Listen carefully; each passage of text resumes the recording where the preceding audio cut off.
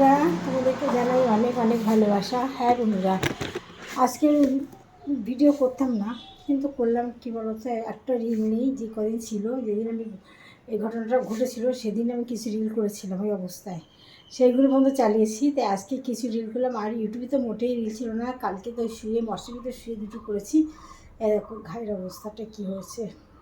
ওষুধ দিলে রসটা পড়ছে, না হলে রস পড়ছে না। যাই হোক, একটু এত কষ্ট করে ভিডিওগুলো করেছি, পাচ্ছি না। 3টে পেজ এবং প্লাস একটা দুটো ইউটিউব আর একটা ইনস্টাগ্রাম, 6খানা মোট। এগুলো করতে ভীষণ কষ্ট হয়েছে। অল্প অল্প করে করেছি।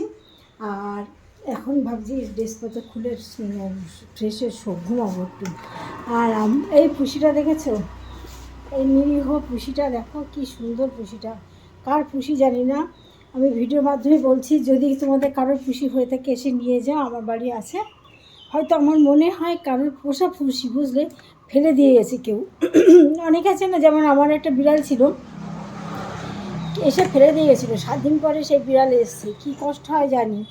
এই বিড়ালটা কারোর পোষা, বুঝলে। আমি বুঝতে পারছি কারোর পোষা। যদি তোমাদের কারো হয়ে থাকে এসে নিয়ে যেতে পারো।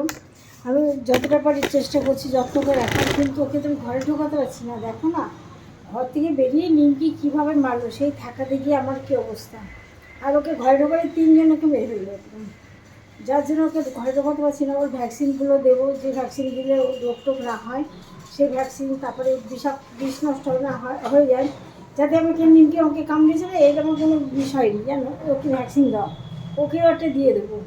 এবার তোমাদের যদি কারোর চেনাশোনা খুশি হয় যে ছেড়ে দিয়ে থাকে, তাহলে তোমরা নিয়ে দেবে। আমার একদম মানে 100%, 100 ভাগের যদি 100 ভাগই একদম ধারণা, ওই পুষি কারোর পোষা, জানো, তার কাছ থেকে কেউ ছেড়ে দিয়েছে।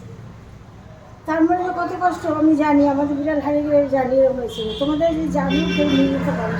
আমার বাড়ি হচ্ছে গোবরডাঙ্গা, টাউন হলের পাশে। টাউন হলের পাশে সোনা বললে সবাই দেখিয়ে দেবে। সোনা বললে দেখিয়ে দেবে। চলে এসো, আমার বাড়িতে থাকে সবসময়। ওকে রাখেই বারান্দাতে থাকে।